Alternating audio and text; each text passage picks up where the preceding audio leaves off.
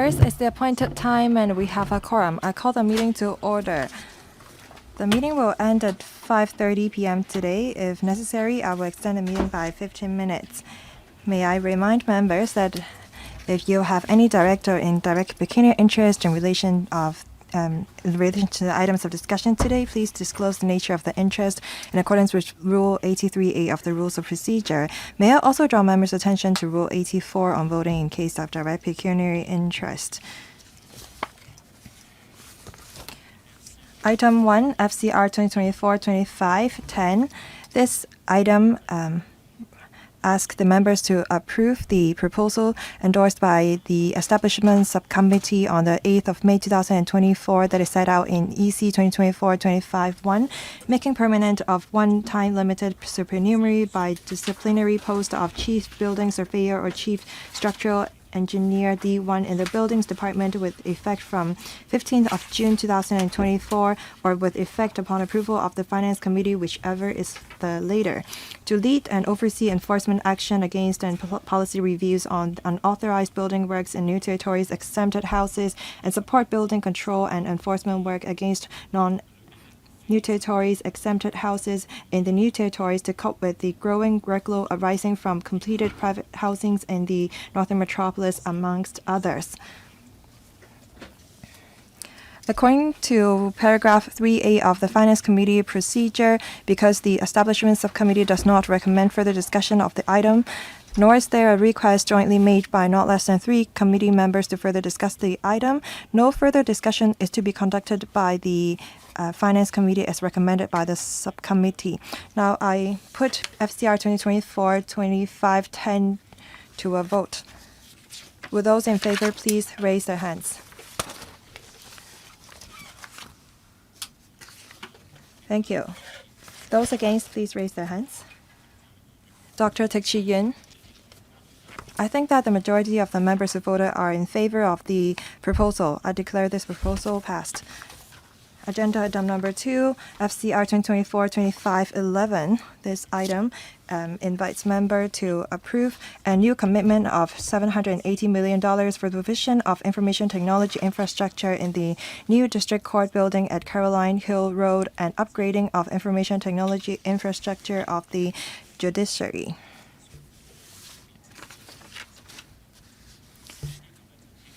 The judiciary consulted the Panel on Administration of Justice and Legal Services, AJLSP, on the 26th of February 2024.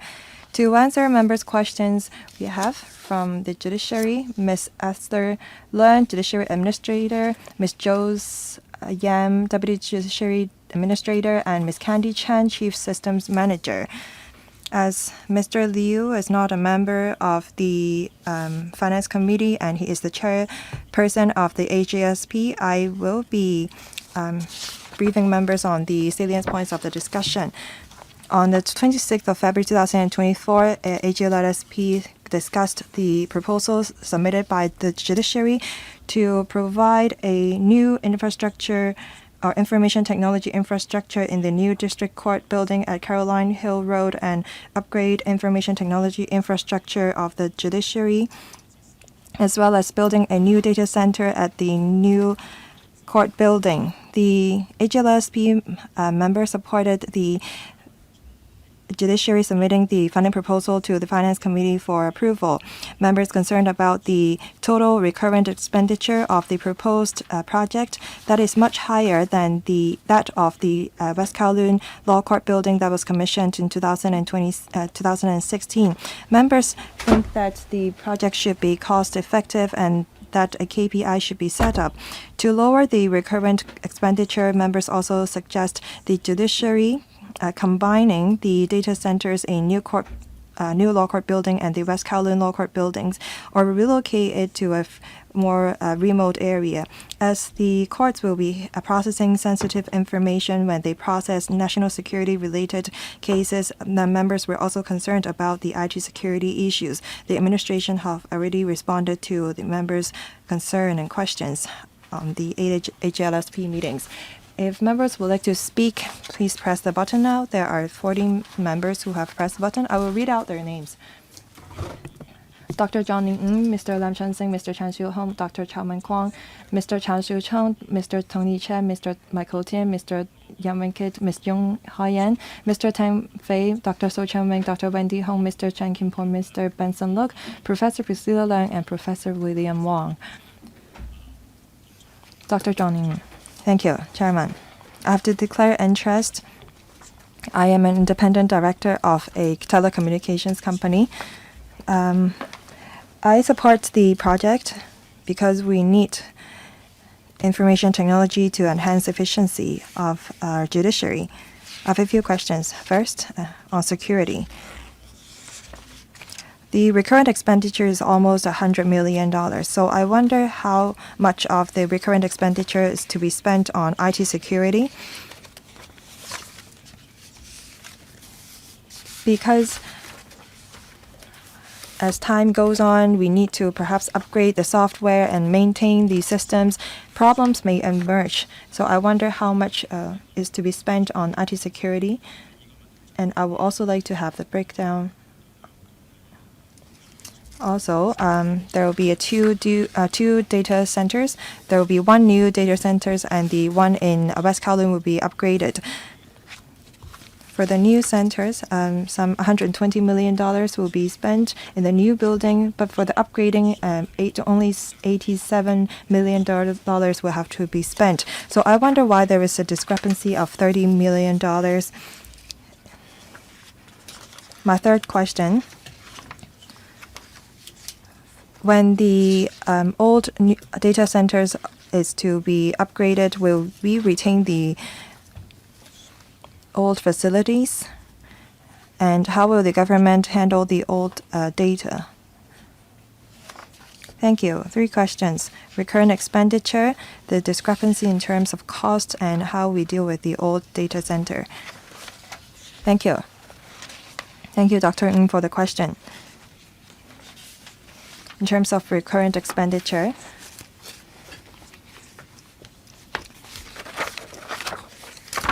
under paragraph 34 of the paper,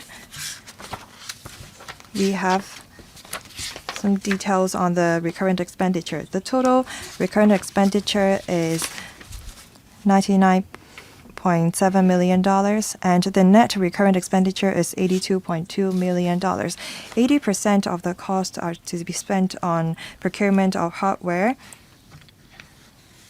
For IT security, that's covered under communication network. This recurrent expenditure will be spent on that of the new court building and the 2 data centers. So it's difficult for me to give you a very detailed breakdown because this is just a forecast. When we have the returned tender price, that will show that communication network, that the item on communication network will cover infrastructure, IT security, and the deficient systems that separates the internal and externals network, and also there will be detection devices to cater to any security issues. All these are covered under the item of communication network. Members are concerned about the high annual recurrent expenditure. That's because we need more efficient hardware. That's why the cost is higher. Also, we have to procure for a large number of softwares. Apart from that, in terms of system maintenance, we have to pay an annual cost instead of paying for a one-off service.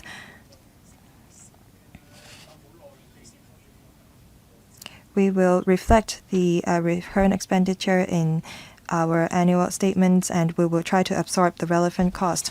Second question on data centers that will be provided at the new court buildings, and as for the second data center, that will be at the West Kowloon Law Court building. We will just be upgrading the current one. The cost is quite similar.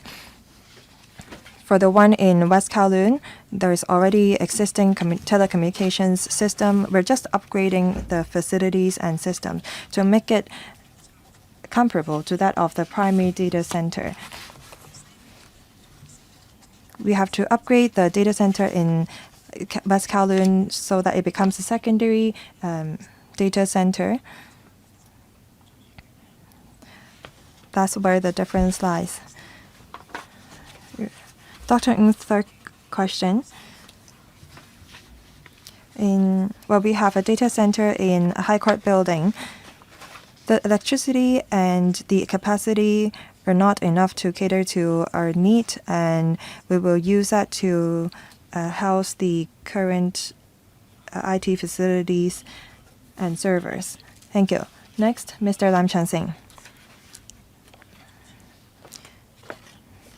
I would like to thank the judiciary for arranging a visit to the Wan Chai court so that we know about the adoption of IT in the courts. When the system is commissioned, I'm concerned about the cost of maintenance and recurrent expenditure. It is mentioned in the paper that $17.4 million can be saved. But I don't think that's very substantial because we will be abandoning the old system, so naturally we wouldn't be spending as much on maintenance. Under paragraph 34,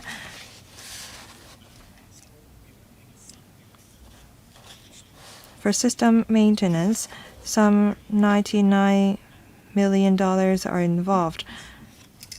That's some $80 million up from the existing system.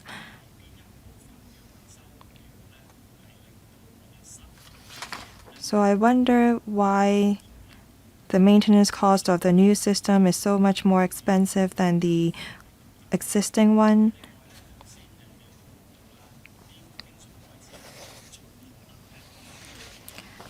The administration said that, or the judiciary said that they will try to absorb the recurrent expenditure. And if they cannot do so, they may apply for additional funding from the LegCo. Of course, I hope that the judiciary can absorb the cost.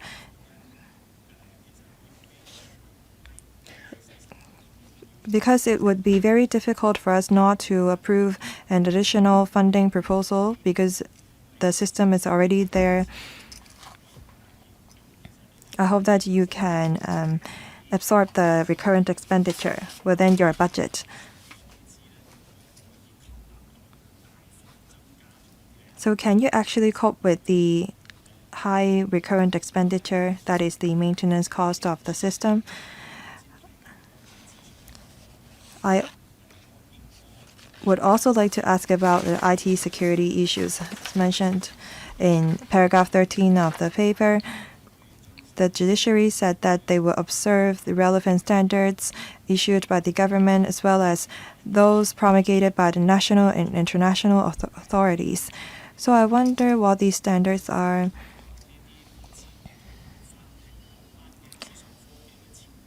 And when the judiciary procures for IT systems, how is it different from the government procuring relevant supplies and goods? So the questions are on recurrent expenditure and standards of procurement. Thank you, Chairman. In terms of recurrent expenditure,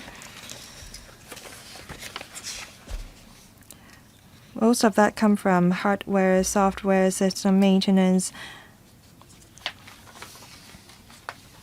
Because after procuring the hardware and software, we have to maintain them, and we need such kind of contract services.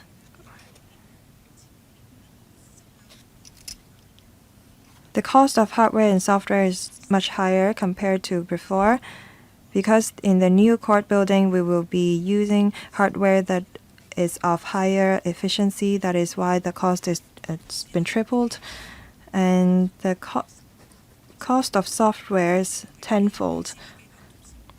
That's not the problem faced by just judiciary alone. I know that a lot of organizations are faced with such issues because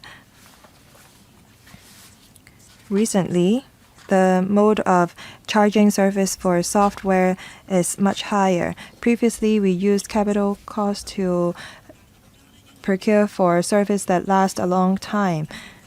But software changes very rapidly, and the companies actually change their mode of charging, and they require for a subscription service from the users, and that actually pushed up the cost.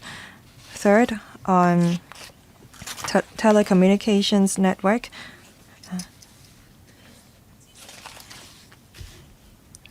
because we need to have a larger capacity of IT security network and to ensure a quicker data transmission, we need a higher cost. Let me give you an example. We need to have a network that divides the internal and external network, and we also have to make use of a 5G network so that we can monitor the data transmission at all time. All these facilities would contribute to the high cost. As I mentioned, the cost will be absorbed by the judiciary. After the new court building is commissioned, we will be incorporating such expenditure into our budget, and that accounts for 3% of our total expenditure. We will make good use of our existing resources to absorb such cost. If we cannot do so, we will review our entire plan on the use of resources, and we will ask for additional funding from the government during the estimates period. We will not be seeking funding approval from the LegCo. As the cost only make up 3% of our expenditure, we think that we can redeploy resources to cope with the cost. The other question was about procurement. So for the judiciary, for us to acquire IT-related items, we do follow the guidelines of the government. So in fact, we follow the same rules or regulations, that is the stores and procurement regulations. So we will follow the advice of the Office of the Government Chief Information Officer. We are treated the same like any other government departments. And then as far as national security is concerned, we also follow the relevant guidelines. Next, Mr. Chen Shih-hung. Thank you, Chair. Let me first of all say that overall speaking, I'm in support of the provision of IT infrastructure in the new district court building. I also agree that we should set up a primary data center at the DCB, and then for the existing data center at the West Kowloon Law Courts building, it should become the secondary one so that we can have reliability. 4 questions from me, Chair. First of all, for Proposal 1, $320 million plus are being asked for. And then in relation to item paragraph 3 and also footnote 1, to give us some information, I dug up the relevant information. $5,800 million were asked for a few years back for the construction of the new DCB, and $38 million were asked for the trunking and cabling works, and then $309 million for other items. Well, it is said that $192 million of the allocation would be reserved for electronic systems such as basic AV systems, public address systems, etc. And then for the trunking and cabling works, such would be carried out at the time that the building itself was constructed. I can appreciate that. Now you are asking for $300 million on this occasion. It seems that there is some overlapping because you ask for money to provide for the AV facilities, queuing systems, etc. I want to know whether there is a degree of overlapping. In your paper, it seems to me that the items are similar, but I don't see a justification here, so please explain about this matter. My second question is about this point in the paper. Mention is made about the recurrent expenditure. Mr. Lam Chun Sing asked a question. For the years 2028, 29 and onwards, well, 99 million, almost $100 million would be involved. How come that right from the beginning of the commissioning, you need to pay for the maintenance? I think generally speaking, when the contractors tender for the contract, usually they will give us a 1 to 3 years free voluntary period. So I'm afraid usually we would expect that at the time of tendering, they will give us something more attractive. How come that you have to provide for this as well? My third question is that now we are getting IT systems. Would that be proprietary or rather they are open sourced? Otherwise, they may charge very low for the one-off capital cost, but then on an annual basis for the software maintenance, they may charge an exorbitant level. Final question. For the West Kowloon Law Courts building, it has already got a data center.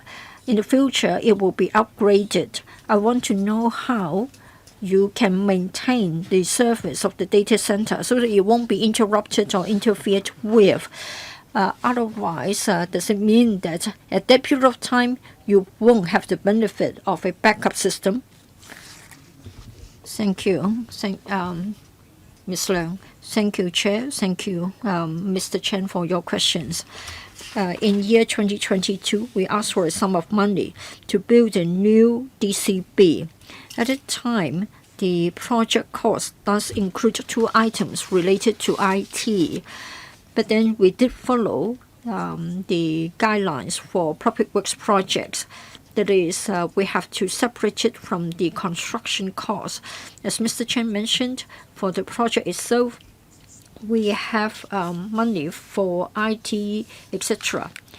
And we have to do it together with the superstructure itself, like the trunk and cabling works. That has to be carried out at the same time that the building or the construction is carried out. But then for other systems, again, they have to be taken up in parallel with the construction, and then we have to acquire certain systems afterwards.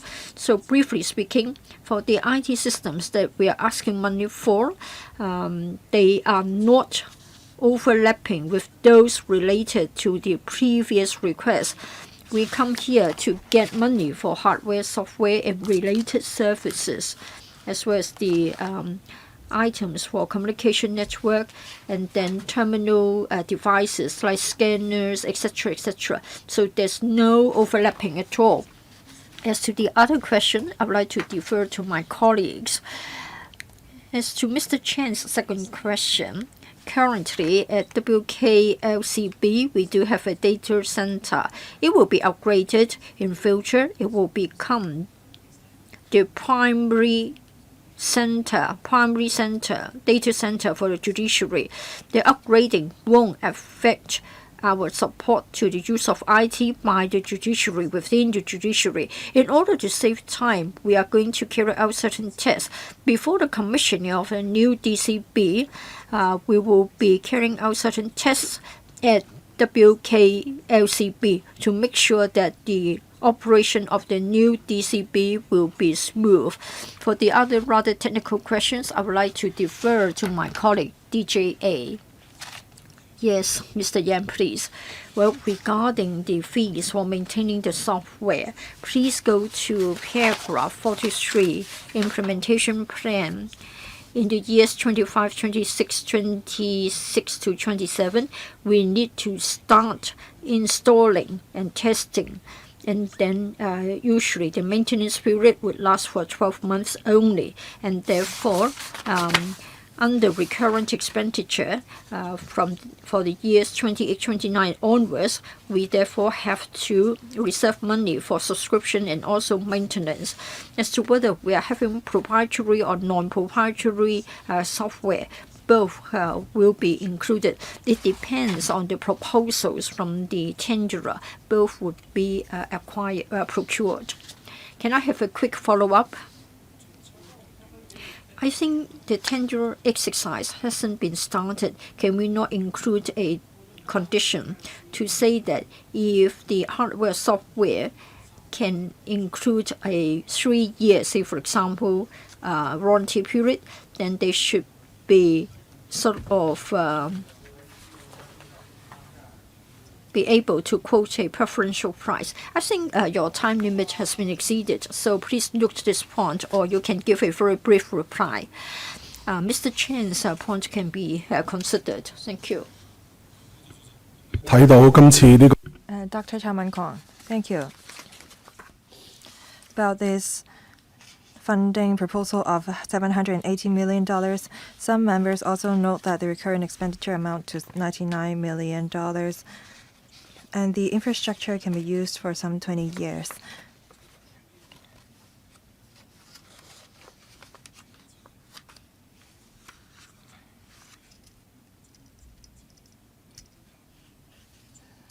So is there any possibility for us to compress the cost? Because I think the funding proposal will be used up in 7 years. Is there any room for us to lower the cost? In 2013,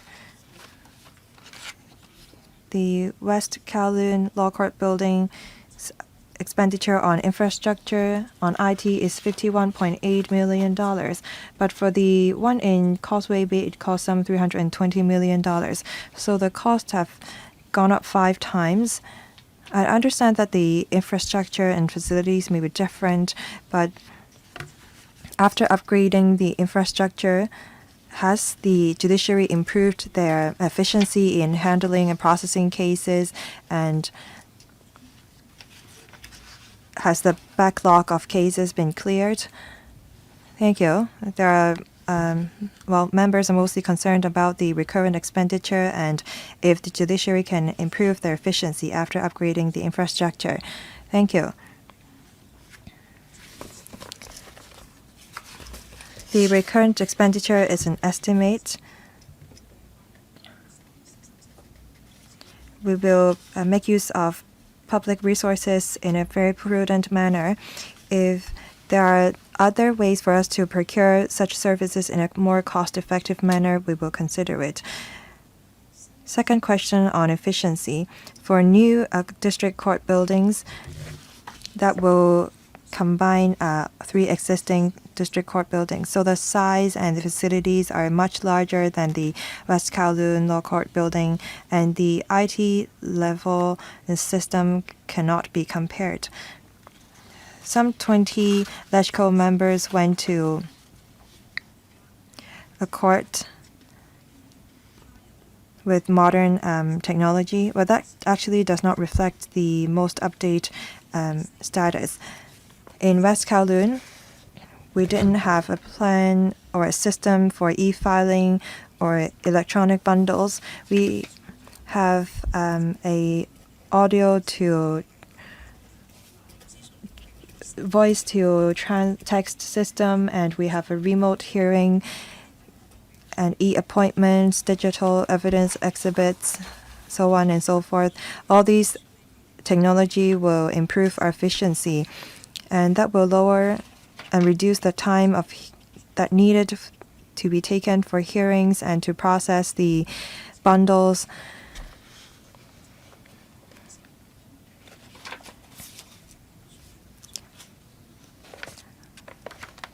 All these will allow our courts to become more efficient.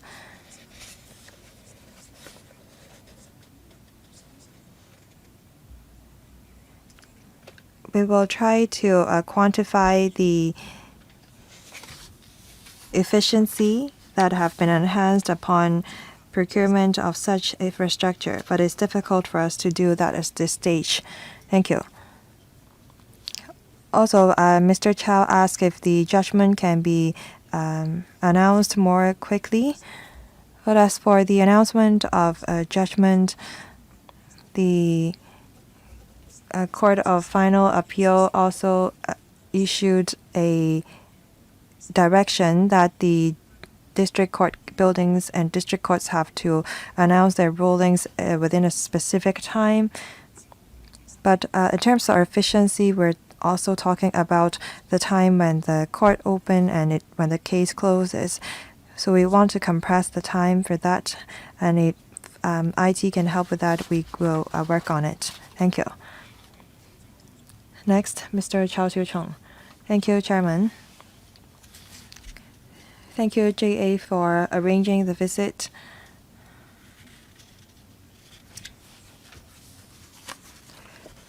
We know that IT infrastructures and facilities are essential, so I will support the project. There is an expenditure on manpower. It is mentioned that a task force will be established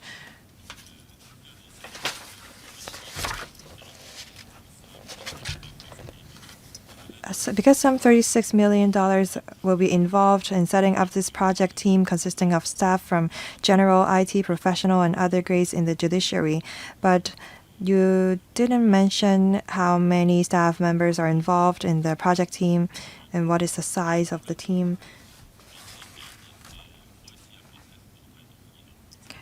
In 2027, the entire project will be completed. So the work to be undertaken by the project team will be half a year, but it will spend some $9.54 million. For the year with peak expenditure, it amounts to some $12 million, and for the next, it costed some $9 million. So I wonder what kind of works are involved in these years. And will you be retaining this project team within the government, or will the staff members of the project team be dismissed after the completion of the project? Thank you. 3 questions on the project team, the expenditure in the second half of the construction, and the project team situation. Thank you. Regarding paragraph 32 on the project team, well, we will be setting up a project team within the judiciary, and the team members will include IT professionals, general grades, staff members, and assistants. For large-scale IT projects within the government, we always establish a project team to oversee it, and we estimate that there will be 27 members under the project team. At its peak, it will contain contract staff as well as civil servants in the judiciary.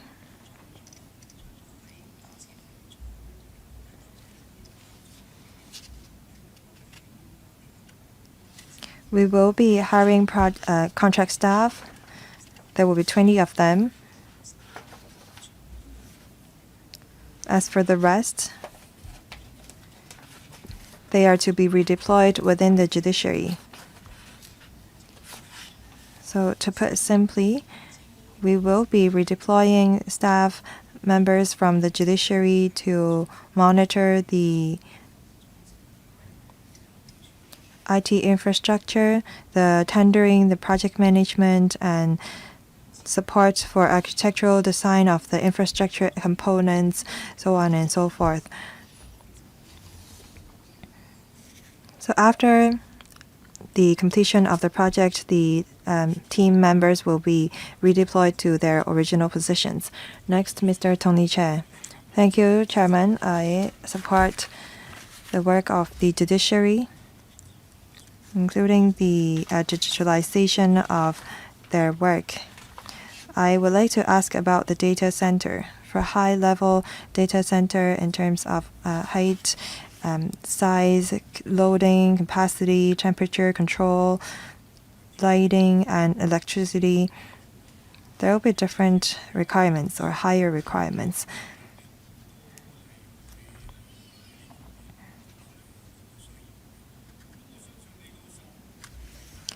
For the new district court building, I think that you will take into account those factors. For West Kowloon Law Court building, it will house a secondary data center. Do we need to upgrade their facilities? Because for the one in High Court building, it is a secondary data center currently, and because of the lack of electricity, it will be replaced. Second, I would like to ask about procurement. It is mentioned in paragraph 22. So will a single contractor be undertaking the entire project? I think that there is a merit to it because you have a primary and secondary data center just to play safe. But if you are engaging just one single contractor and they cannot fulfill their task, will the entire project be in vain? My third question regarding the cost of the infrastructure, how long can these facilities be used for? For the existing facilities, you have used them for 9 years and you think that they are not up to date. So how long do you expect that you can use the new infrastructure? Ms. Leung, please. Thank you.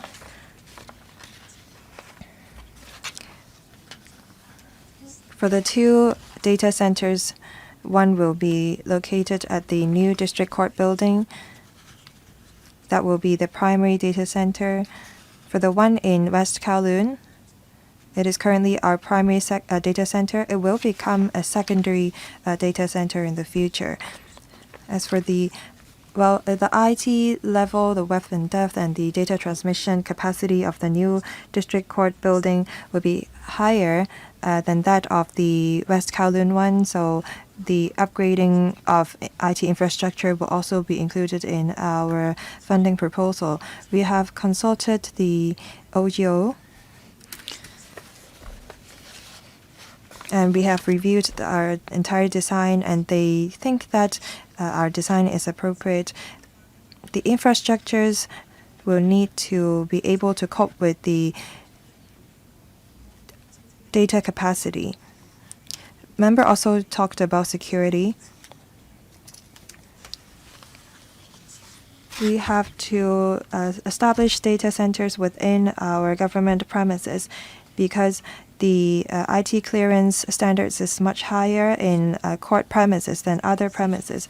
Because when we talk about data management, it's not just about data security, but also it's important for us to house these facilities within the government premises for better control. The member also asked how long these facilities can be used for. Technology evolves rapidly, and as we are making use of public money, we have to take into account the value of money. When we plan and design these data centers, we try to set aside space and capacity for scalability. And even if our data expand by 2 times, our infrastructures will still be able to cope with that. And we will be making use of a modular design. So for our servers, our storage facilities, network equipment, if we need to upgrade them or replace them, I don't have to reprovision the entire thing.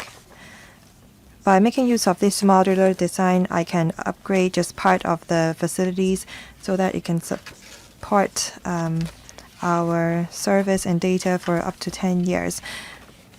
As for procurement procedures, as mentioned, we observe the relevant standards issued by the OGO. The reason why we take forward the 3 projects together is because they are interrelated. Their infrastructure, software, and network are interrelated as well. That is why we have to adopt a single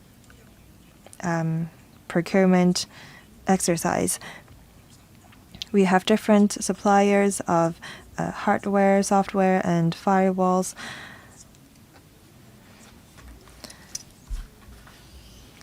And we abide by the government procurement standards and guidelines. Thank you. Next, Mr. Michael Tian. Thank you, Chairman.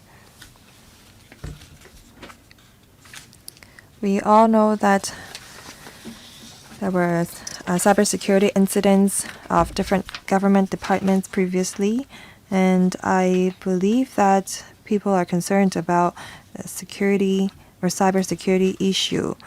Unfortunately, we don't have representatives from the OGO today.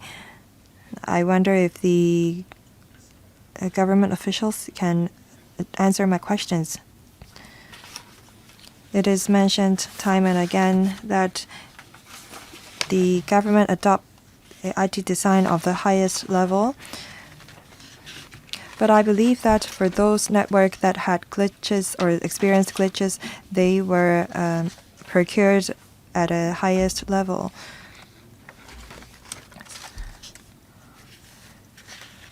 So is the infrastructure that you're going to procure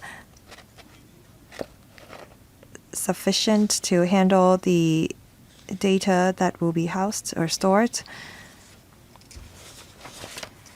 If there is deficiencies on the part of contractor, is there a penalty mechanism? Is that included in the agreement? There is a question put in the council previously. It was mentioned by the Secretary for ITI that there will be a new set of guidelines for procurements.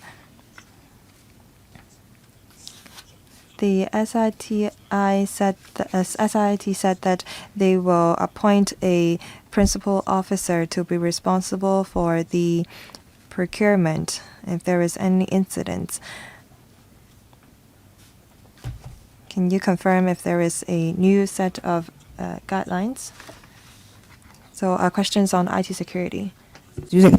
Thank you, Chair. Thank you, Mr. Tian, for your questions. All the time, the judiciary has been making reference to the OGO's requirements and guidelines on security and safety before we draw up our own IT strategy plan. We have something which is robust, vigorous, and subject to regular reviews. Since 2002, we have been updating our guidelines.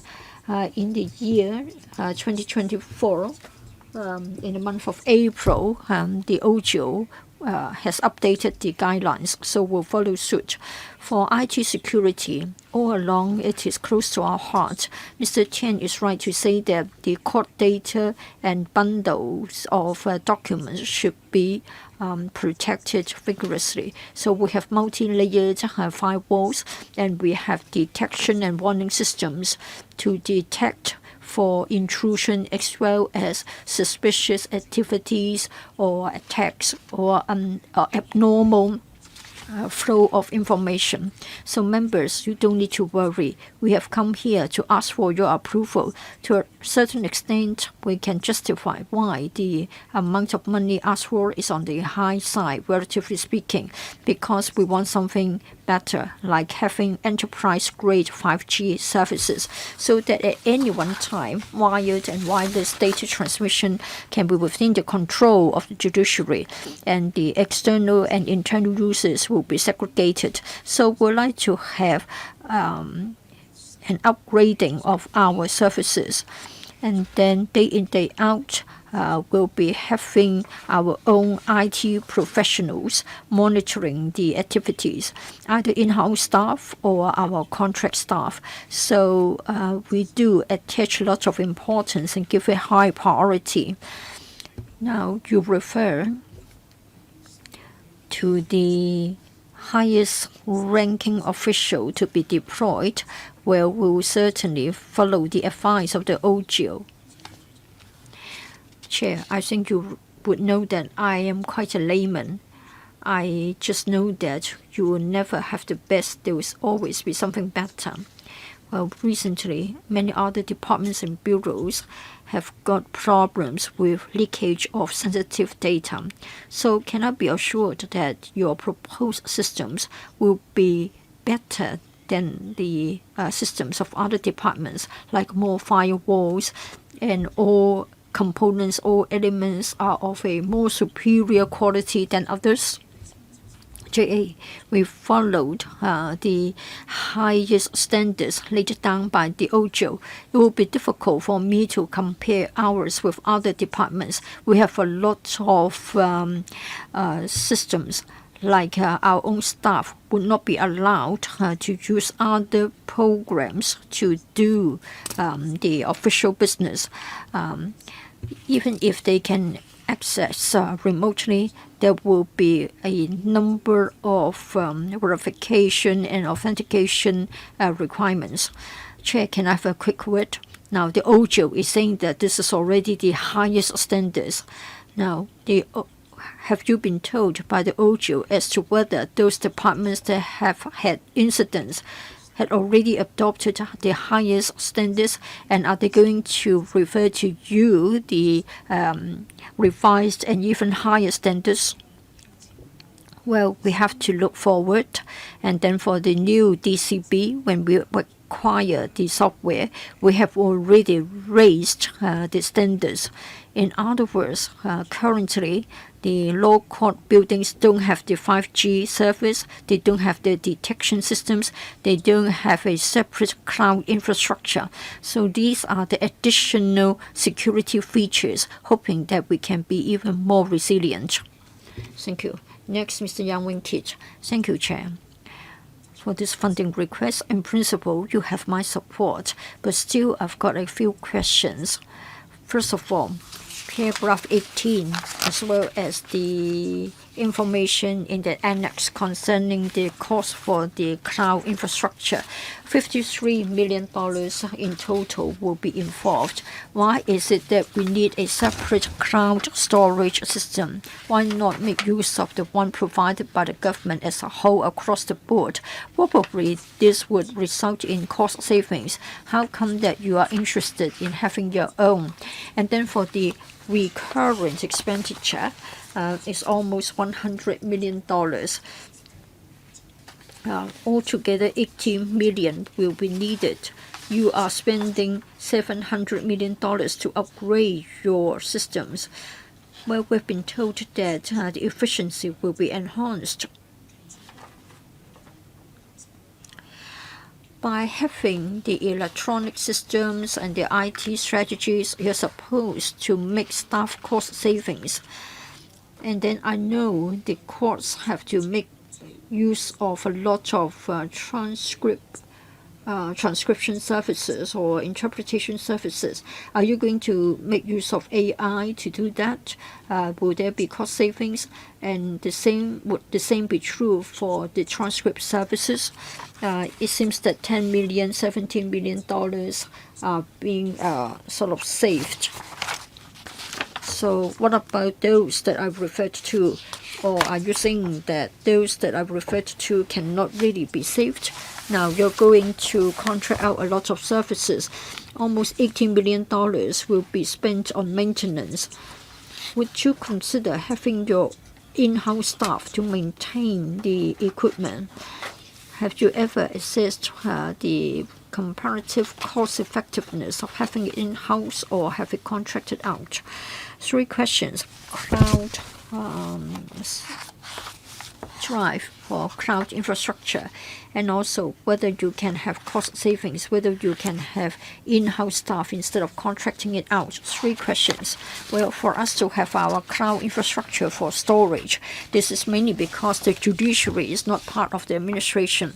So for all the court documents and the data, we would like to have it independent, and this has the agreement of the administration. As I have already said, anything of such a magnitude will benefit from the technical advice of the OJO, and we have some steering committees. Their senior staff do provide input, and they provide steer and they provide professional advice to help us to monitor the project.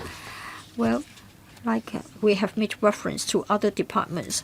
Well, when you acquire new items, you can't avoid getting the contracted service on hardware, software, and communication network.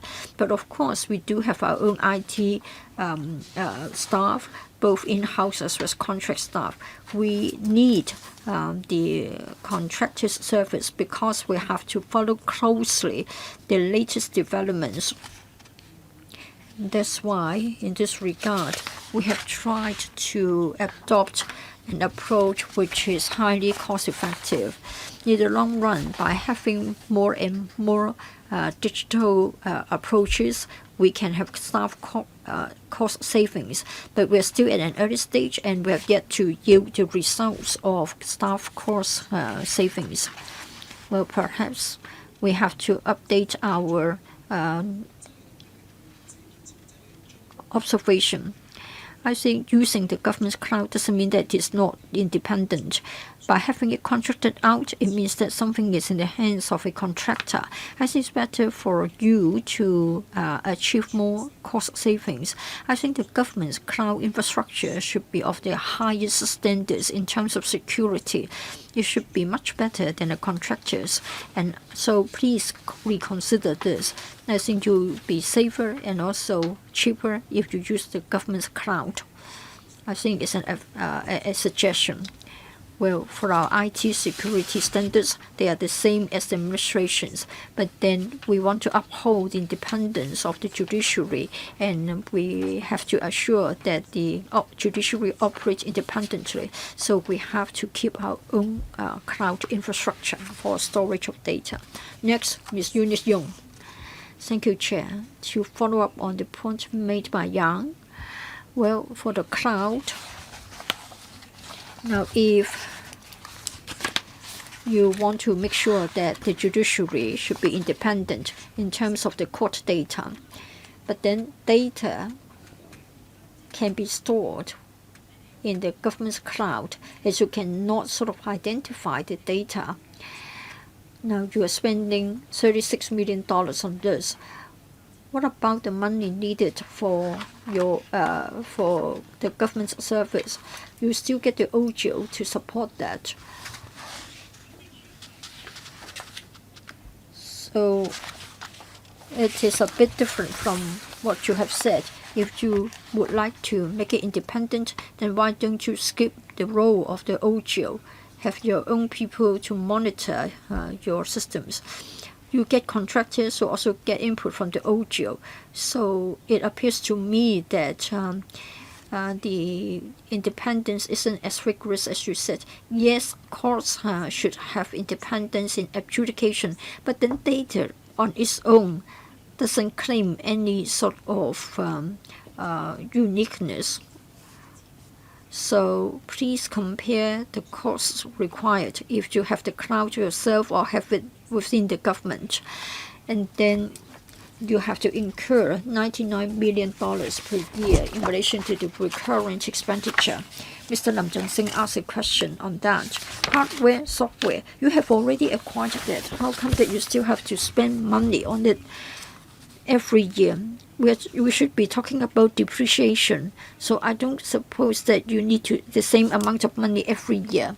So $22 million for hardware, for acquisition or maintenance. I think you have got a separate item called system maintenance. So please elaborate on the money needed for hardware and software. Yes, again, whether perhaps the J can explain more about the need to have your own cloud. A lot of members have asked questions concerning recurrent expenditure. You answered those questions. Perhaps you will see if you have anything else to add to your answers. Well, first of all, regarding having our own cloud, perhaps I didn't make myself clear. For recurrent and non-recurrent expenditures, well, we have our own staff as well as our contract staff. The role of the audio is to give us advice. The audio itself doesn't take part in the maintenance work. So the audio's guidelines and the audio's professional advice will be useful as reference every time we have such a project. And then for the cloud infrastructure, even for departments under the purview of the OGO, the design would be the same. That is, first of all, you need to acquire the service, and then you need regular expenditure to maintain the system. And then we need professional staff to manage it and to have an oversight. So the approach is the same. But then the only difference is that it is within our own data center, while the government is in its own data center. So maybe my colleague can also comment on the last question, that is the maintenance cost for hardware and software. Yes, DGA, thank you. Regarding the recurring expenditure, we have items like hardware and software. This is because there are parts and firmware. Because we need to download and upgrade the software regularly. And sometimes we have to carry out health tests and checks. So we need money on an annual basis for that purpose. The GA also mentioned that currently, when you acquire the software, the approach or the arrangement is different from what we used to have. In the past, the recurring expenditure for software would be around about 20-25% of the hardware, but currently more and more software is available in the form of subscription, so you need to incur a subscription cost. So in terms of recurring expenditure, you need to add more money for that purpose. Chairman, I would like to follow up. We have to spend some $20 million on health check every year. Why don't we just procure hardware afresh every year? There were other members who put the similar questions. The maintenance cost should be included in the contract. When we procure for the hardware, we can ask the supplier to maintain our system for some 10 years. It seems that the government is being scammed out of their money. If you talk about software subscription, I understand that, but I don't think that it's reasonable for us to spend some $20 million each and every year to procure for hardware. Well, there were other members who asked about the propriety versus open source hardware. Perhaps you could pay a large sum upfront and pay a smaller fee in the later years, or the vice versa. Ms. Leung, please. We have consulted the relevant departments, and that's the estimates that they gave us. In the new district court building, it costs some $300 million to buy all the hardware. For the recurrent expenditure, it costs just some $20 million.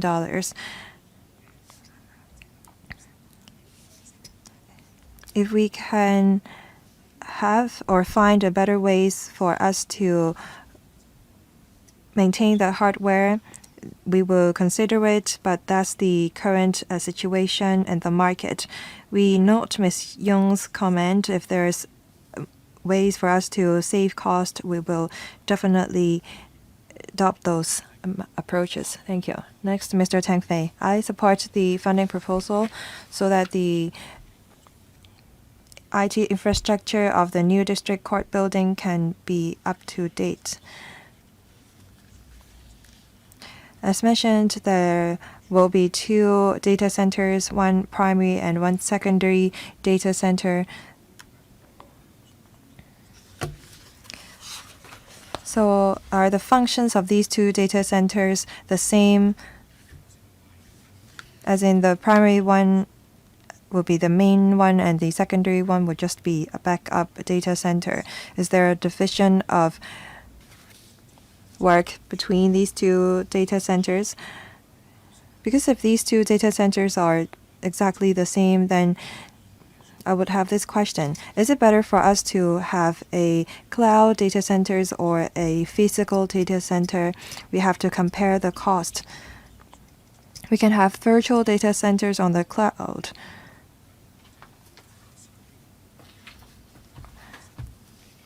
I think that it would be better if the judiciary can give us a comparison. The judiciary said that they have consulted the OGO and sought their professional advice.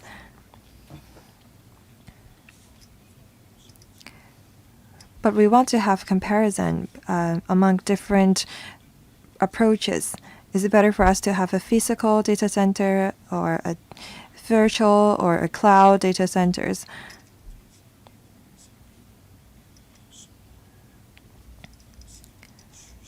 Data stored in the judiciary are mostly text. I don't think that you will be storing a lot of pictures or videos. I'm not saying that court documents are not confidential, but I don't think that the documents relates to policy. So I don't think that the calculation capacity will be very high. We're just asking for a data bank, I think.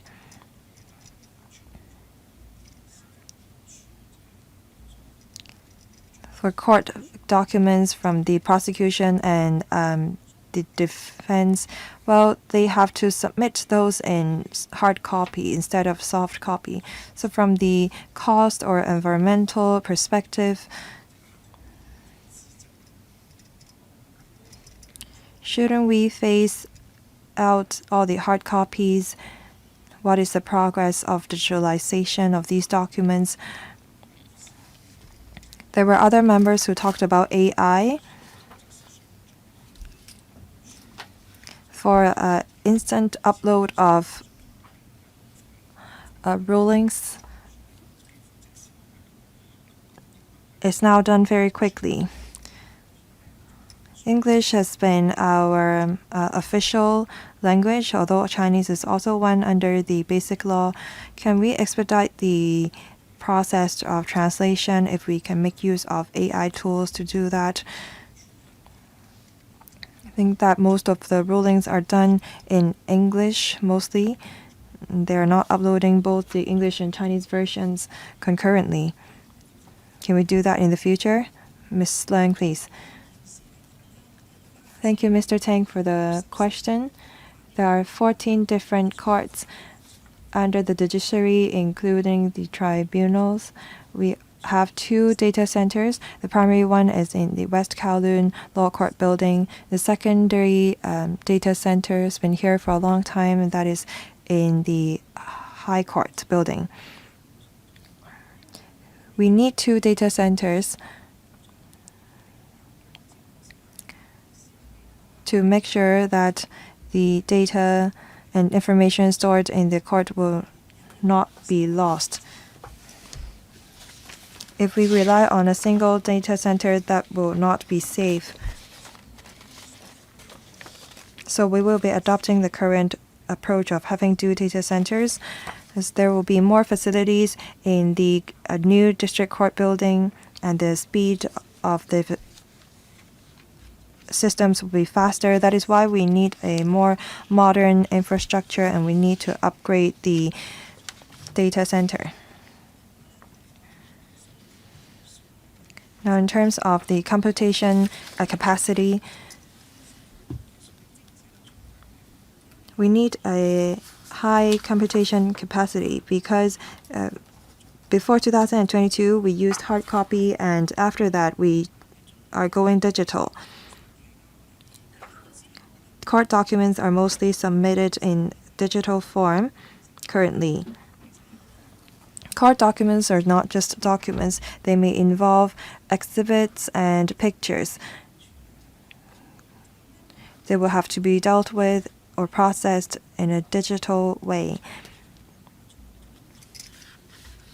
We need to ensure that the speed is up to par. Otherwise, the court proceedings will be affected. The member also mentioned AI. We have this voice-to-text technology. That's a AI system. If we can, well, the accuracy is 80% currently. And now we are adopting this audio-to-text transcription service in various courts. In the new district court building, we will be making use of this AI system of voice-to-text transcription. So the loading will be very high, so we attach importance to the speed of data transmission. And the security standards would have to be high as well. And that would affect the resources that we have to dedicate. Next, Dr. So Chen Wing. Thank you. We have to keep up with the times. That is why I support the funding proposal. I have two questions.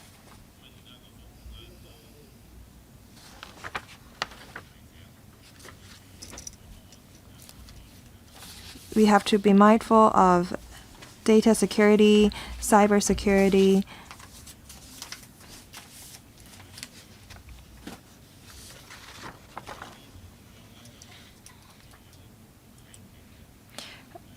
There are some parts to the paper that I don't really understand.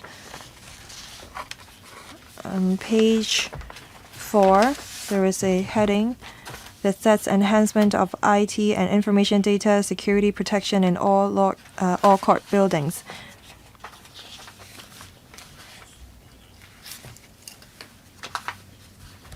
But you don't describe the enhancement of IT in all courts buildings. You only talk about the enhancement measures in the new district court building. So the title is not really accurate. Also, on the breakdown of recurrent expenditure, I don't see an item on cybersecurity or data security. I don't see a cost or how much need to be spent on that area.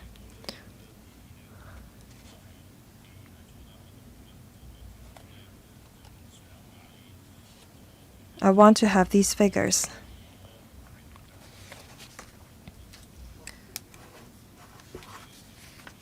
So that I know how the system will ensure cyber and data security.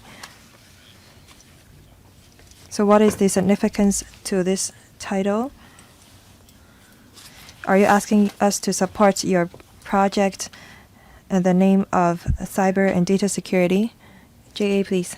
Thank you. We have 3 proposals under the funding proposal. We will be providing IT infrastructure in the new district court building. And in the new district court building, we will also be creating a new data center. And that will become the primary data center, because the primary data center will not only be supporting the new district court building. In the judiciary, we have 14 court buildings. They are supported by the primary data center. As we have a new district court building, we will be building a new primary data center to replace the old one. And we will be also having a secondary data center. And that will be put in place by upgrading the existing one in West Kowloon Law Court Building. We have not listed out all the court buildings. We will be mindful of that in the future. In terms of IT security and cybersecurity, we attach great importance to that as well, because we have to store and protect data that are stored within the judiciary. So in terms of communication network, well, we have to include the systems of the highest level so that malware that may destroy our data. So that is why under the communication network item, we have to spend $160 million, and that is why the cost is so high. As mentioned, we will be making use of multi-layer design such that network systems serving the internal and external users of the judiciary will be physically separated. Also, enterprise-grade 5G services will be provided so that wireless data transmission within the new district court building will be completely controlled by the judiciary, and both a secure private network for use by internal users as well as an open public network for guests and other court users. I read the paragraph. You don't have to repeat that. I just wonder why the title is written as it is, and I don't see a breakdown on the items relating to cybersecurity. That's my question. So can you give us the cost that have to be spent on cybersecurity or IT security? We will try to do that because we procure for communication network service as a whole, and we ask the supplier to provide IT security facilities. When we have that figure, we will give the members. Next, Mr. Chen Kim-po. Thank you, Chair. I support the upgrading of the information technology infrastructure as well as the provision of the new infrastructure. AI is on the rise. It is said that all computer manufacturers are researching AI. There will be rapid developments. So there will be transformation in the field of IT. So on this occasion, what is the judiciary's consideration in the light of the major changes arising from the greater use of AI? Otherwise, maybe in a few years' time, you'll see that the things that you have acquired will be sort of outdated. Now you're going to have 2 data centers like what you have got now. This is to make sure that it will be better, and also you will have 0 data loss in case of a problem. I want to know whether it has been subject to any hacking and whether there has been any outage. Yes, I think the question is about the concern as to whether it can be relevant in the era of AI. And then the second question is about hackers. Thank you for your questions, Mr. Chen. Yes, we know that technologies are changing all the time. When we designed the 2 data centers, this element has been considered, and therefore we have the modular approach, so that by having the building block approach, we'll have the opportunity to do the following. That is, the storage system, backup system, servers, etc. If we believe that there is emerging technologies that can be employed, then we can have partial upgrading instead of having a major upgrading across the board for the entire infrastructure. So such has been factored in. So we believe that unless we are talking about very significant changes, we believe that the 2 data centers would be good enough for the next 10 years. Mr. Chen Kim-po also mentioned about the factor of AI. Just now I quoted an example. Voice to text is an illustration of the use of AI. We'll certainly explore other uses of AI so that court operations can be more efficient.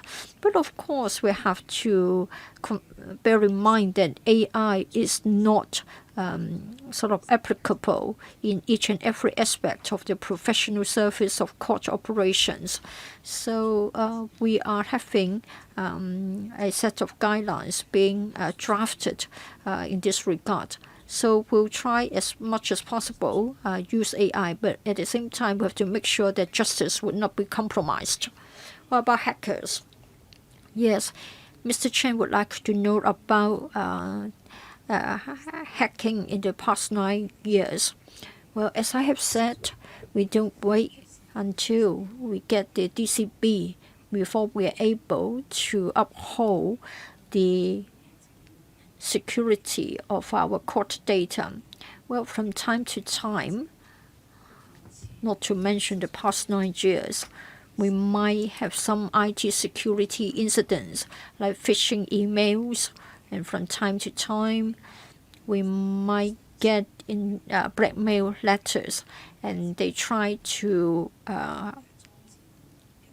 break into our systems. It is exactly because we have got the detection and warning systems that we have been able to react in good time, and we were able to defend ourselves. From time to time, we did issue notices to warn the public that if they receive anything that looks like coming from the judiciary, then they have to be careful, because it could be a sort of something in disguise. So if we are to have further upgrading, we would like to sort of further enhance our security standards. Thank you.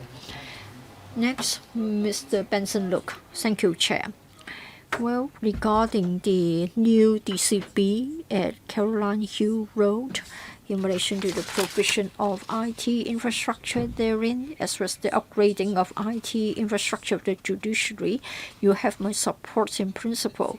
But I've got 3 questions. First of all, paragraph 32, non-recurring,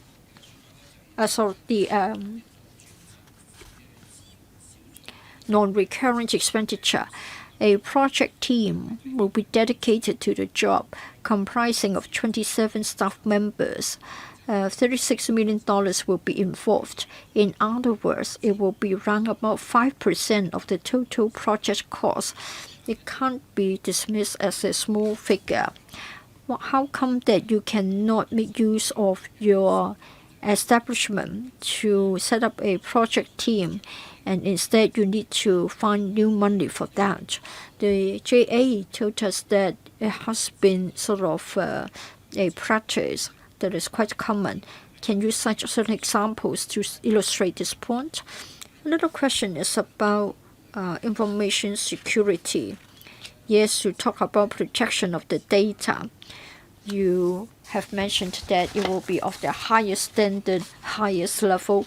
Unfortunately, we haven't got anybody from the OGL. I can appreciate that the JA may not be able to give us the details or explain the matter in technical terms. But then, regarding the resilience of the system, well, I think probably if there are hacking activities, we might not be talking about commercial hackers. Probably it would be hackers at a national level. We are concerned about the leakage of data. Well, sometimes it is a matter of poor discipline among the in-house staff. For other government departments, we had incidents in which, as a result of the lack of discipline among staff members, certain internal information has been leaked. Say, for example, the police has got a new information system, and they are going to have IT watermarks so that you can trace who has logged in the system and who has leaked the information to the public. So in terms of software, in terms of the discipline, do you have anything to guard against malicious leakage of data by staff? Another question is, well, the paper has said that you would like to meet the demand in the next 20 years. The JA talked about the systems being good for 10 years. One after another, departments and bureaus have come to ask for money to upgrade their hardware software levels. And sometimes they would say that they can no longer get upgrading or replacement of hardware by the original contractors or supplier. Now you're going to spend so much money on the entire system. When would you expect another major overrun? For our mobile phones, you need to replace your mobile phone once every 3 or 4 years. Do you have a ballpark figure as to when we expect another major overhaul? Staff, that was answered previously. And what about internal auditing to make sure that staff members observe their discipline? And what about the next anticipated overhaul? I'd like to thank Mr. Lok for his 3 questions. $30 million for the project team. The majority of them will be contract staff employed by us. Well, for one-off costs, it would cover staff costs that will be needed. We will have internal redeployment of our own staff to form the project team. After a few years' time, they will go back to their original posts or other suitable posts. So we'll be using in-house resources. But still, we need to give you a figure as to how much money will be needed by the project team. So other than having to get extra money for the contract staff, and that will be covered by the one-off amount here. For our existing civil servants, they will be our in-house staff. As to the leakage of data and documents by civil servants, well, within the judiciary, we have clear guidelines as to how we can safeguard our data so that the data won't be leaked. We have extensive use of IT. Our rule is that judiciary staff cannot use their own computers, their own devices to process or handle court documents. They have to use devices provided by the judiciary. And then even when they use the court-provided devices, they have to go through a number of verification hurdles, and we are able to detect unauthorized access. So we do have measures to safeguard the integrity of our data. If there are better ways, we'll be happy to consider them. Now, we are getting money for the 2 data centers. The member would like to know when we have to ask for money again. For the first 5 years, up to the year 2028, even if we see a growth of volume up to 2 times will be good enough. Well, we have a modular approach. We can have partial upgrading and replacement. If we haven't got a major change in the hardware, we believe that we can cope with the growth in volume in the next 10 years. So probably in the next 15 years, we don't have to come back again for money for another major overhaul. Thank you. Next, Professor Priscilla Leung. Upgrading the IT infrastructure. You have my support in principle, and I like the direction. I think the question is the outcome, the effectiveness. By giving you the money at the new DCB and the West Kowloon Law Court buildings, are we getting what we want? You're going to invite tenders. In other words, you are not having in-house staff. Well, we're really worried. It seems that we leave something very important in the hands of an outsider. Is it possible for you to redeploy civil servants? And even if you can, do they have the IT expertise to monitor the product developed by the contractors? Say, for example, I'm a layman, so it's not a matter of quantity, it's a matter of quality. In the past, we used to be ahead of the mainland. However, when it comes to smart law courts, I think the mainland counterparts are moving at a quicker pace than us.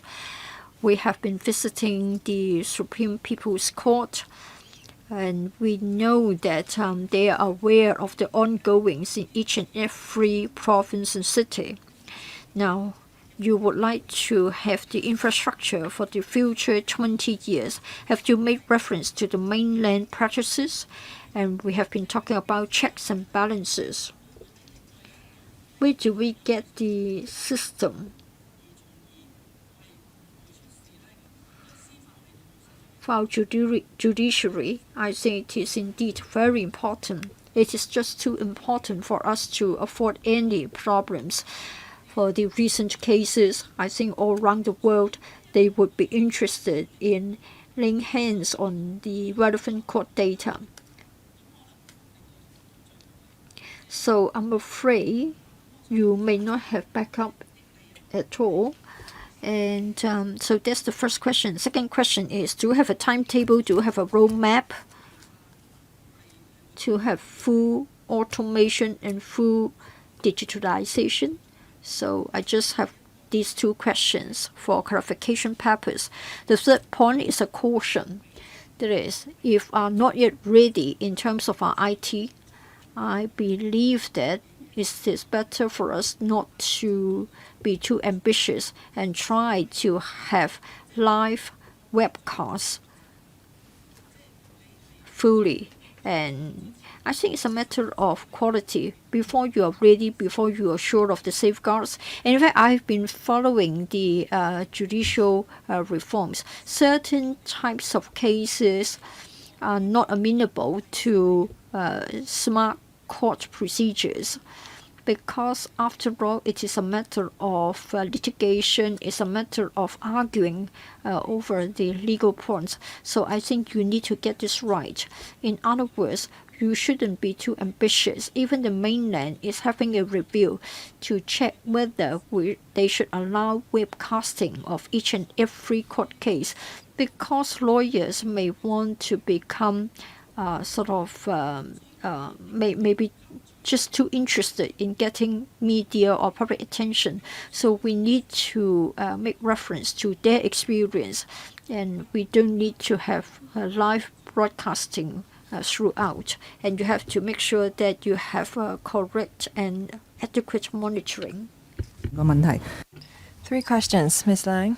Thank you, Professor Leung, for the questions. First, on procurement. As I mentioned, we follow the government's stores and procurement regulations when we purchase hardware and software services.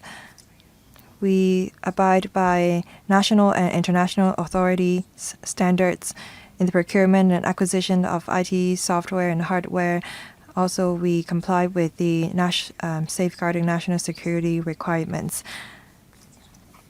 We have IT systems under the judiciary currently. Our software, hardware, firewall, detection services, we make use of those from different countries and jurisdictions.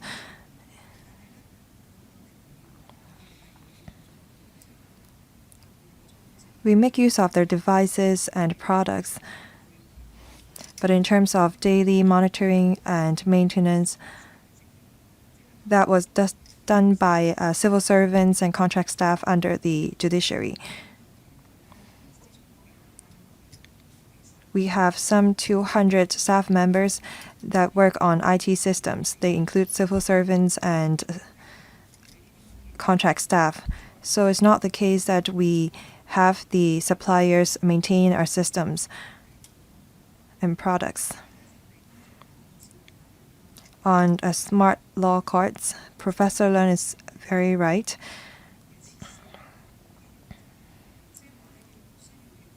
We want to provide for all the hardware and software so that they can be made available for data transmission.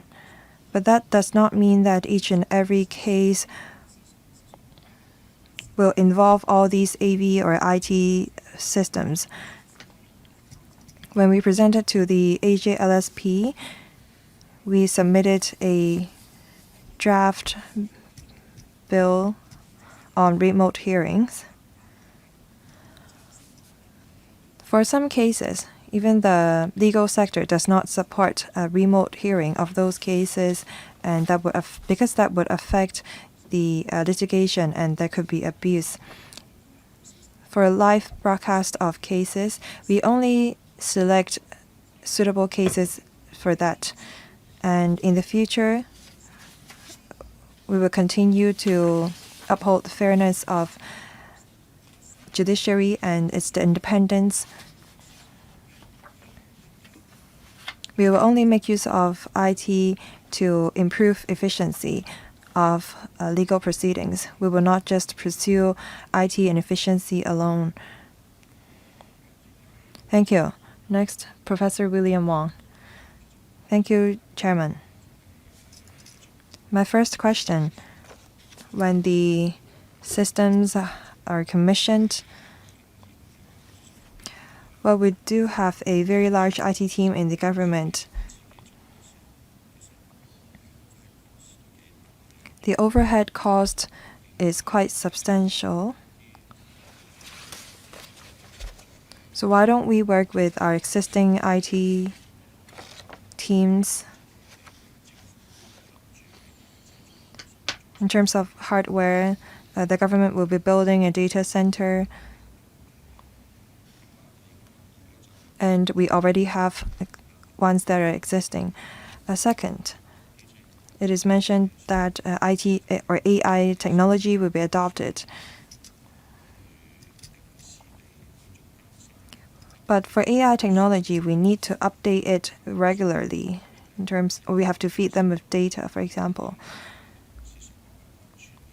And security issues would be involved. It could be about computer and cybersecurity, as well as data security.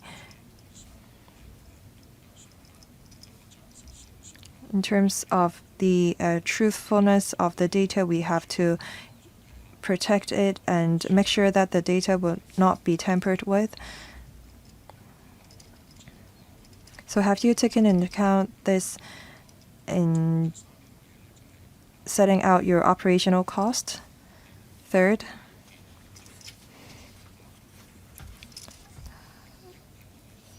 our country's smart law courts are very advanced. We can learn from them, and for cross-boundary legal cases, maybe we can adopt such technology. Have you considered this G2G aspect of things? Thank you. Jay, please. Thank you, Chairman, and thank you, Professor Wong, for the question.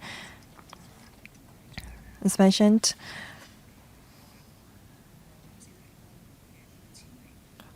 we procure for IT, hardware, software, and services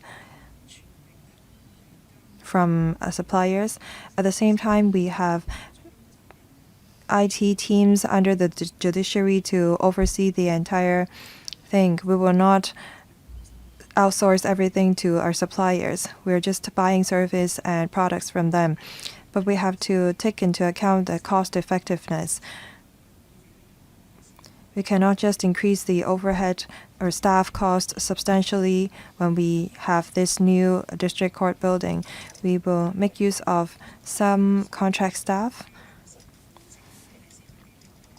And when there's an increase in the recurrent expenditure, we will try to absorb it, and we will review our overall expenditure before we seek additional funding.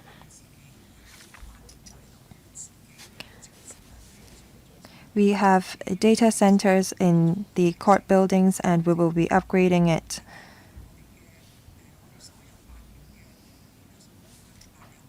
So the court documents and data will be transmitted within the judiciary. The government will only be giving us advice, but they do not take part in our day-to-day operation.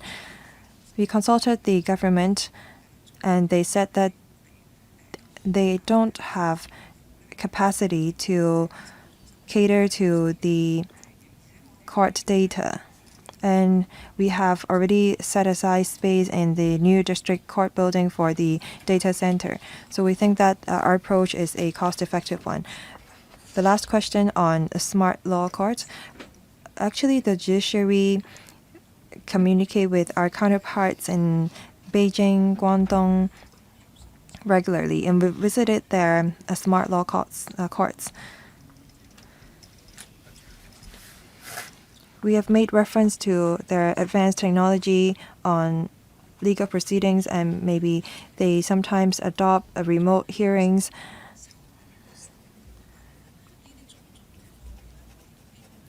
When we plan for these new district court buildings, we will try to adopt such technology.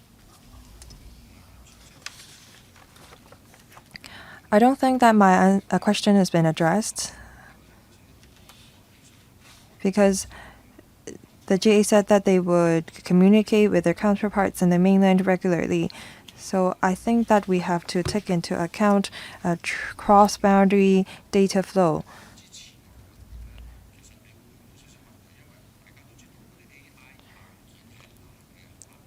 It is very difficult for us to procure for AI hardware.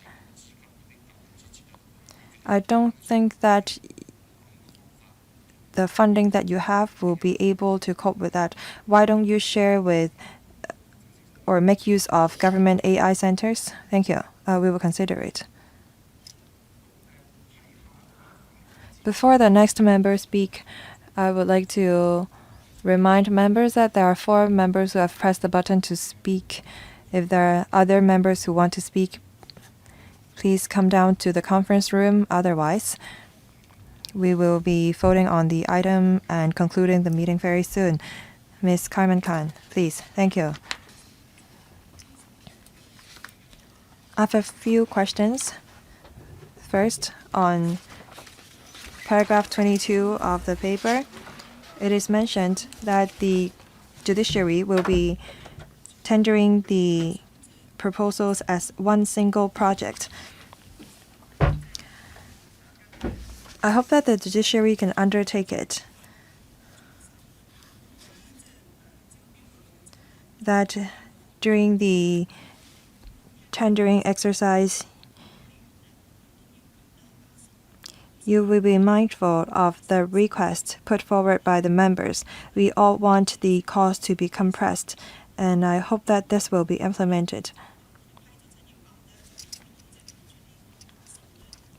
so that the potential bidders will not see $780 million as the level that they should submit their bid at. Also, we have to cater to national security. As we were having panel on security meeting, we learned that some service providers from other countries actually stopped their service out of nowhere. Well, because a lot of legal cases are involved in the judiciary, and as mentioned by JA, information to be processed are sensitive and confidential. Now I have some questions in terms of expected savings.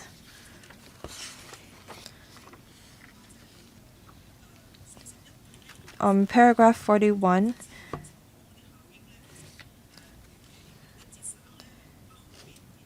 it is said that the savings cannot be realized. I don't think that this is ideal, because we want to see actual changes.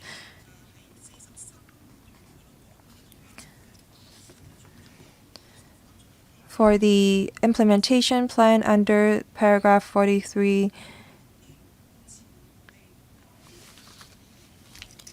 can we have a KPI on how soon the judgment should be announced, and how fast can we have a transcript to be made available, so that the defendant can decide on whether they should lodge an appeal faster?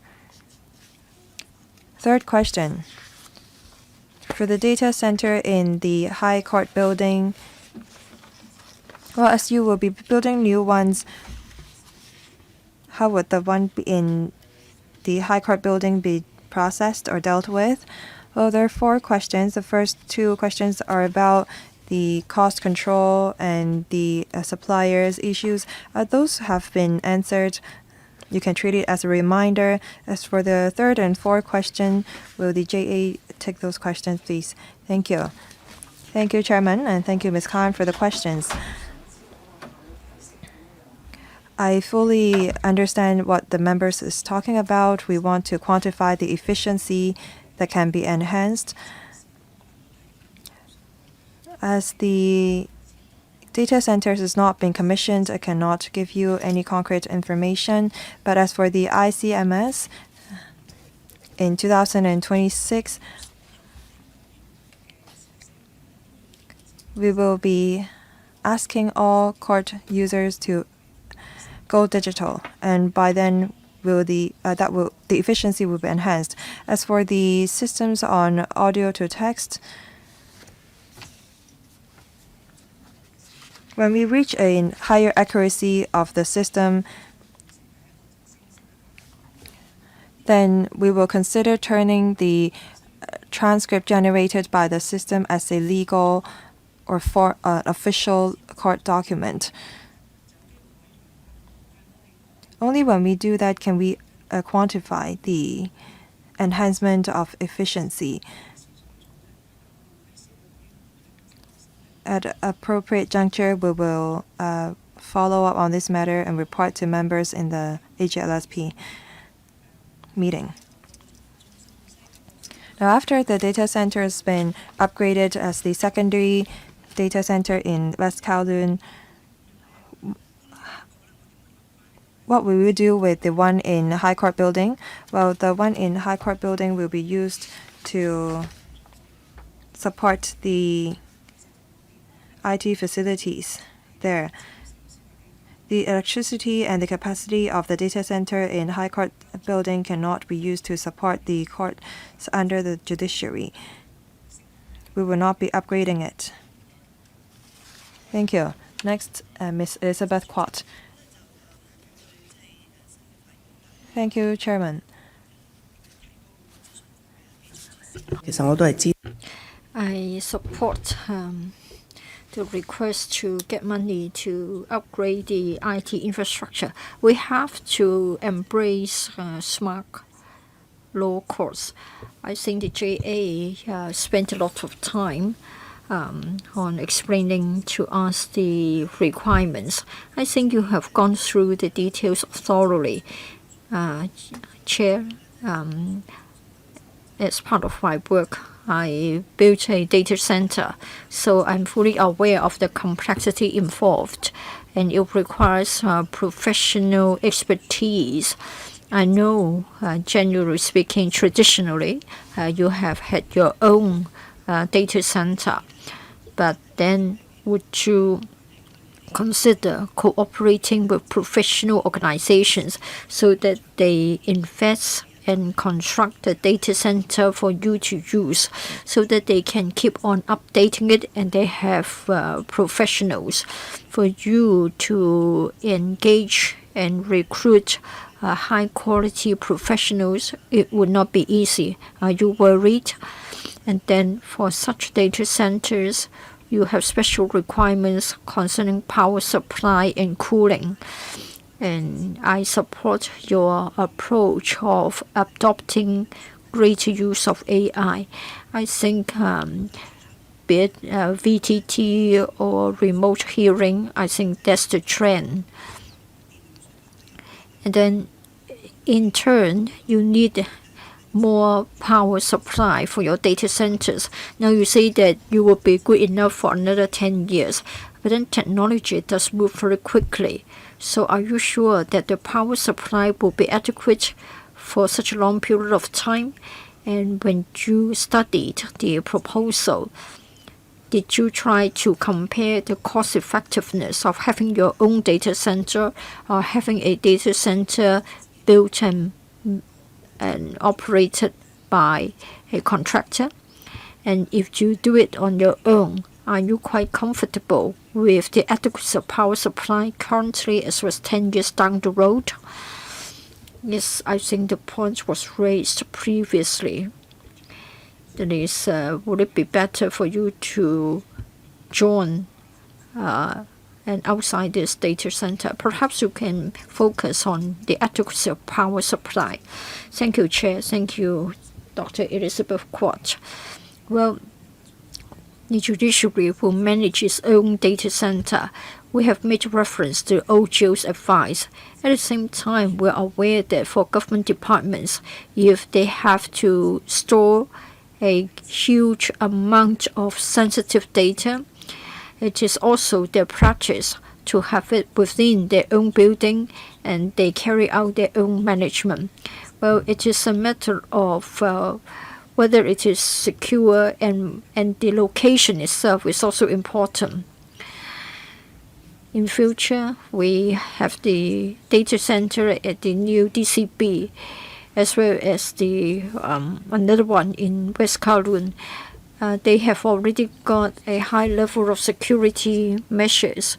If we get it elsewhere, we have to pay for it. We have to pay for the rental, and it will mean that we need to engage extra professional staff.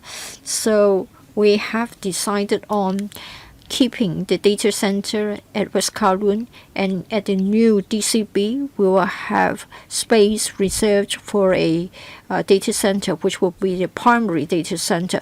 We believe that that's the safest way to go ahead. Now, for the new DCB, it has a very strong demand for power supply. Now, we have the new data center there. This can give us assurance that power supply will be adequate. We don't want to keep the one at the HCB. This is because it will be impossible for us to get enough power supply to enable us to have smart law courts throughout. It is not comparable to a modern law court building. So the latest proposal is the best we can get. Next, Mr. McLuke. Thank you, Chair. Law courts, IT infrastructure, we have to move with the times. I think it is but right for us to procure the systems. But then for the power plant, it is said that since 2016, the unit cost has gone up by 2.5 times. Of course, I'm not an IT person, but then according to page 20 of the PPT, it talks about unit price of the network equipment going up by 2.5 times.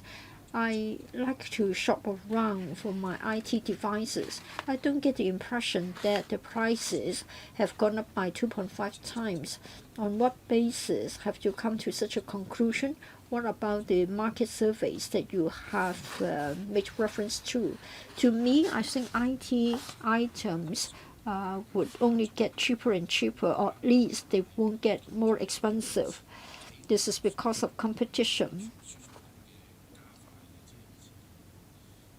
And also the volumes will grow at a very high speed. So how come that since 2016 the unit price has gone up by 2.5 times? For the voice-to-text system, the VTT, I think more and more places are using AI. So for this VTT, is it a system you bought off the shelf, or are you having some minor customization so as to suit the special needs of the law courts in Hong Kong? So please elaborate on the procurement of the VTT system.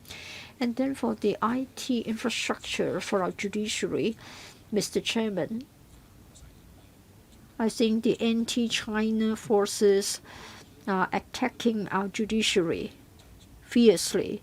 So we have the risk of getting sanctions against our courts.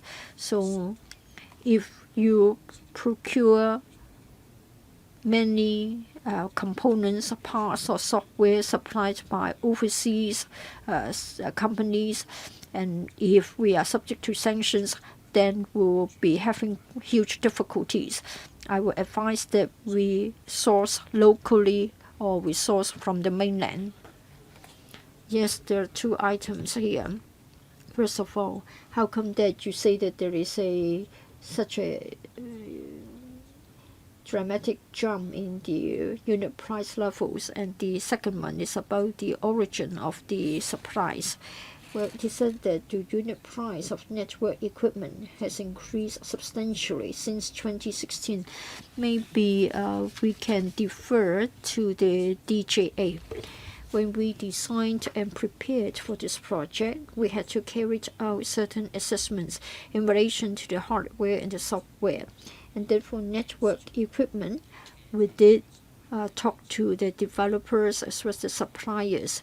We took a look of similar projects and the prices related to such. When compared with those in 2016, the unit price has since been increased by about 2.5 times. Security concerning procurement, I think that was touched upon earlier on. Please be brief. We will follow the stores and procurement regulations of the government, as well as elements concerning national security. So when it comes to the selection of suppliers and the drafting of our contracts, all such will be borne in mind for the hardware, software to be procured in future. I think just like what we have already got for the judiciary, we have different brand names for hardware, software, and firewalls. They will be sourced from different countries instead of from one single origin.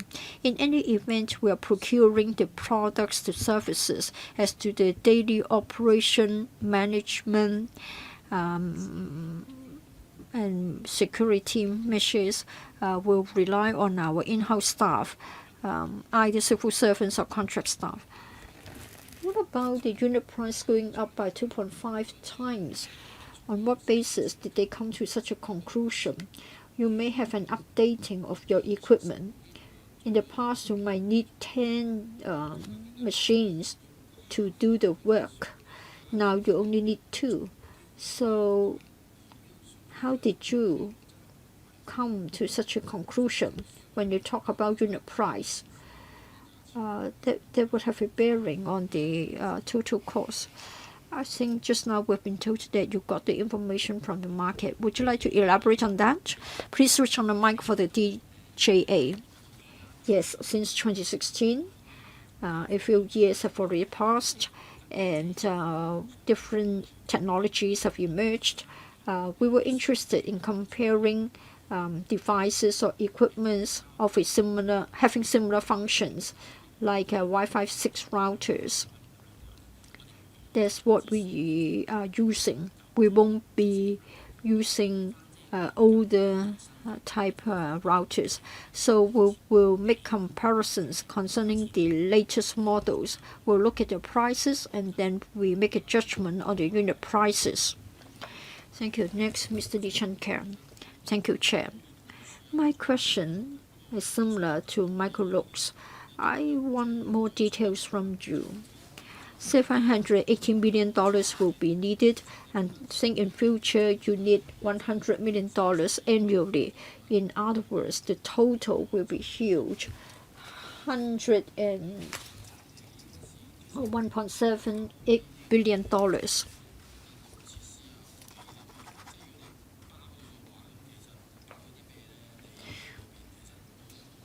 So I want to know what has been included in the project cost for the construction of the DCB. I find it strange that if you had not already included that. And then when we buy a mobile phone, say for example, the price may be very different than the one we got 10 years ago, but then the functions are also very different. Now, we may give you the approval today, and your assumption is that you are having a Wi-Fi 6 router, but can you be sure that in future you don't need a Wi-Fi 6 or 8 router? Now, $20 million will be spent on hardware and then $57 million on software. So what is the accuracy of this figure? $100 million. Do we need $100 million every year, or will the figure go down year by year? Yes, again, that's about the cost. I think questions of such a nature have been answered. I think also members have asked questions as to whether and how long this figure would last. Thank you, Chair. Whenever we build a new law court, we can't avoid including money for IT infrastructure. Currently, the DCB is under construction. We need to procure the IT equipment. So we are talking about 3 types of law courts. Those courts were built in the 1980s. The IT used back then are very different from what we have got here. Yes or no members want us to keep the figure at a lower level. After all, this is an assessment. In future, we'll try as much as possible to make savings. As to how long the 2 figures would last, as I have said, we hope there will be room to accommodate growth in the amount of transmission of data, and we have a modular approach so that upgrading can be partial, and then it can see us through another 10 years before we have an overhaul. Chair, if I may ask a question, if we are to give approval this year, they're talking about $100 million a year, and the figure will go down year by year. So if the figure is smaller next year, what will happen to the surplus money? Yes, you need money, but I just wondered if we are sort of freezing the taxpayers. So how will you deal with the cost that can be saved in the future? Well, we will adopt the existing approach. The funding approved will only be the amount that is undertaken. If you have this amount, then the tenderers will bid having considered the level. Well, we always have a ceiling for funding approval, and we have a set of regulations on procurement, and we have a marking scheme on assessing the tenders. We can only award the tenderers with the highest mark, and the tenders will have to go through the central procurement unit. I understand the question. So for the recurrent expenditure of $100 million, can the judiciary spend $100 million on the same items indefinitely? Let me clarify. This recurrent expenditure is just an estimate. Chairman, we are approving $100 million today. That's not correct. We're asking the Finance Committee to approve $780 million. That's for the infrastructures at the new district court building and the 2 data centers. As for the recurrent expenditure, that's an estimate, and that will be set out in the budget, and that is subject to scrutiny of the LegCo. Understood. Thank you.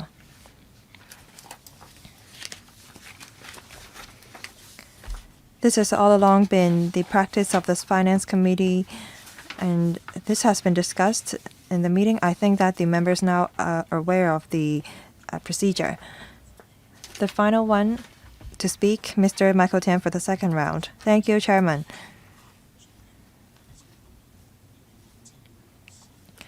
I'm concerned about the leakage of sensitive information of the government, and that's because the contractor did not follow the guidelines and they made mistakes. Recently, the Fire Services Department said that their contractors changed the access right of their systems without approval. So my question is, how do you make sure that the contractor actually followed the guidelines? Of course, you will have to monitor them, but there is not a promise.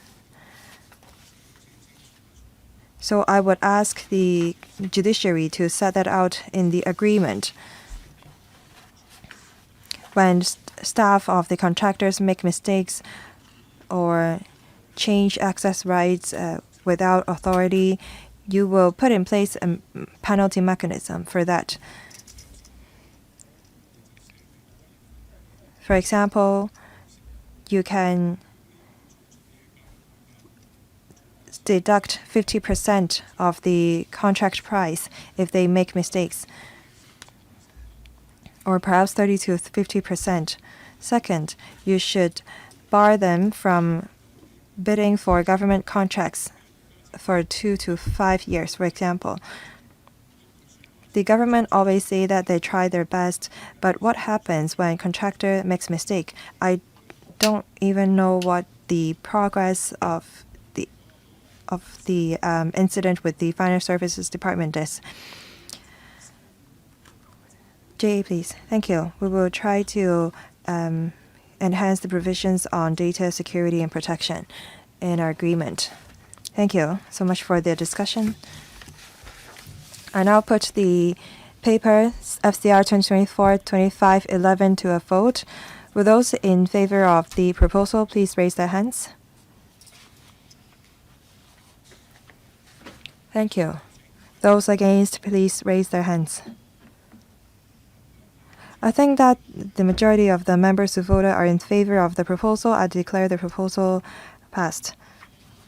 May I remind members that the next Finance Committee meeting will be held on the 7th of June 2024. The meeting is adjourned. Thank you, everyone.